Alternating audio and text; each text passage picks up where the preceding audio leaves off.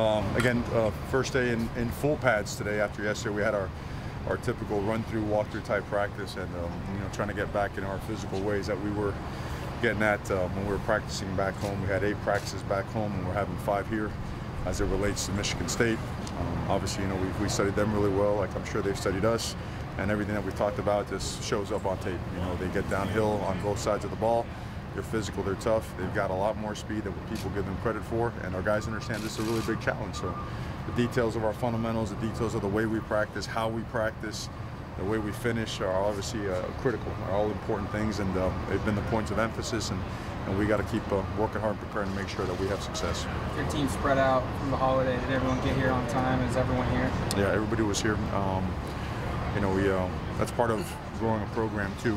That's a test of maturity, right? When you present logistics to a team that, let's call it what it is, so many of our guys are from California, to come back to Oregon, to come back down wouldn't make much sense. We had some hard line guidelines, and they followed them, and some guys fought through, TSA lines as long as city blocks, but yeah, everybody's practiced, everybody's done a good job. We're healthy. A couple guys are sick, so a couple guys you probably didn't see today. Austin was sick and Dallas was sick. Dallas did come back in practice. Austin, we rushed him one more day due to him, possibly being just contagious with some of the flu stuff that's going around.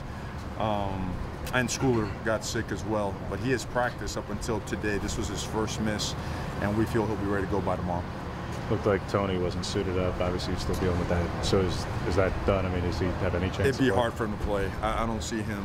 I don't see him playing. And we've tried everything. We've tried to get him to that point. And right now, it's safe to say that he won't play again. In light of that, so Jalen probably on kickoffs. Jalen will be on kickoffs. Travis Style will do some kickoff stuff. We've worked Javon Holland back there. We've worked some guys, and we feel really good about some of the combinations back there. Coach, what's the status of Panay right now, and how does he look to you? Full go. He looks like he's back to form, and obviously it's a tremendous boost for us up front. But at the same time, Stephen Jones is healthy again as well. Brady's playing really good football. Dallas got sick, but he has played some good football for us this year, so we feel comfortable with the guys up front. And I don't want to go without mentioning Alex Forsythe. I mean, that guy's really practiced well. He played well in the last game that we played of the regular season. So we want to try to get all those guys playing time this game. What are you doing your last Fast Friday, your scrimmage for your younger guys? When are we doing it? Yeah, have you finished doing that? No, we just carry on the regular week over here. So today would be like a Tuesday, tomorrow Wednesday, Thursday, Friday. So that'll be, correct me if I'm wrong, it'll be 16 of them for the year, which is great. 16 times 30, is that 480 plays? My math is awful, but it's somewhere in that vicinity. Yes. It's right? Yeah. Awesome. But we're somewhere in that vicinity, the number of plays that these guys have gotten. And we're not going live tackle to the ground, but about as close as you can to it. That's a lot of really good reps. That's a lot of really good work. And like we mentioned before, some guys develop and play for us, and other guys, heck, the scout team develops, and now you're getting better looks as well. So that's invaluable to us. Even if we're over, we're going to stay the course. You mentioned Addison's may play, may redshirt. Have you made that decision yet? Haven't, and it's a tough one. It's a tough call because he could really factor in with some of the things that we're doing, but at the same time, an entire year for a game. And then again, the way football works nowadays, you never know when a guy's going to get injured or not, so you use it as you see fit, but no word yet. Same with Gibson. Gibson will not play. Gibson, he's done the 4. He will not play. Gotcha. How about DJ Johnson? What kind of role has he practiced himself into over the last couple of weeks? How many plays do you think you foresee? What kind of role rotation do you foresee for him? Well, he's going to play. He's done a really good job. That's a big body. It increases our size and our length at that particular position. He's learning how to play to the standards that we expect. Him, Adrian, obviously, Lamar's done a really good job for us this year. We feel like we've got some guys that can go. We're going to have to. I mean, this, Michigan State knocks you back. Those tight ends are big physical guys, and they get their hands on you and they roll you off the football. And the running backs are big guys too. Trying to tackle those guys one-on-one doesn't happen. They do a great job with unbalanced formations and motions and whatnot to try to present some eye candy to, try to get you to misfit certain runs. And we understand the challenges of it, and a guy like that needs every rep he can get just because he hasn't played, but he's getting it. He's been a down guy. Was he ahead either against the run or as a pass rusher at some point? Is one more natural to him? I think he does them both pretty well. But you're right, he did play as a 4-3 guy. and there's always a transition when he does that. But we're doing so much stuff as well now in our 4-3 stuff and our nickel front that, you know, he'll put his hand in the dirt as well. He'll do a couple of different things. You made a call on Braxton versus Tyler as the backup. Not yet. Not yet. Last year's seniors like Tyrell Crosby didn't get to go out the way they wanted to. What does the senior energy level look like to you right now?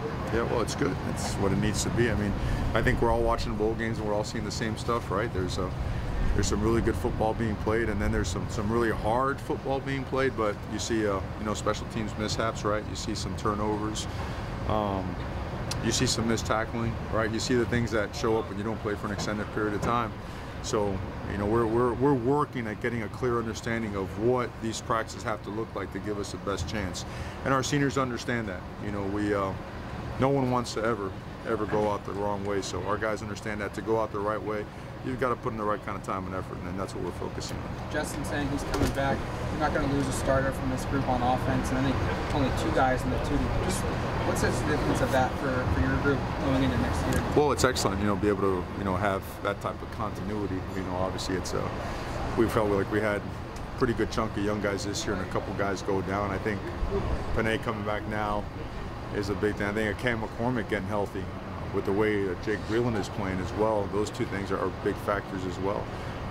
I think we have to keep developing at the receiver position, right? We've got to keep developing at that position, and we've got a pretty strong influx of talent coming in. So, and it's all good stuff, and we're certainly excited about that. But quite honestly, the focus has been completely on this game because we understand the caliber of opponent that we're facing. Yeah, over the next couple of days, you do have some off-the-field activities, things like that. How do you want your team balancing, you know, participating in some of that stuff, but knowing that ultimately the game is the thing? Yeah, well, you know, while we're here at practice, is making sure that we're 1,000% dialed in, and at the same time knowing that, you know, when you get away from the field, and that's, you know, I could be completely wrong, but you can never fully detach yourself. It's too big of an opponent. It's too good of an opponent to ever let him completely slip out of your mind. So I think our guys, I think we're understanding that, and you know, we need to go find out.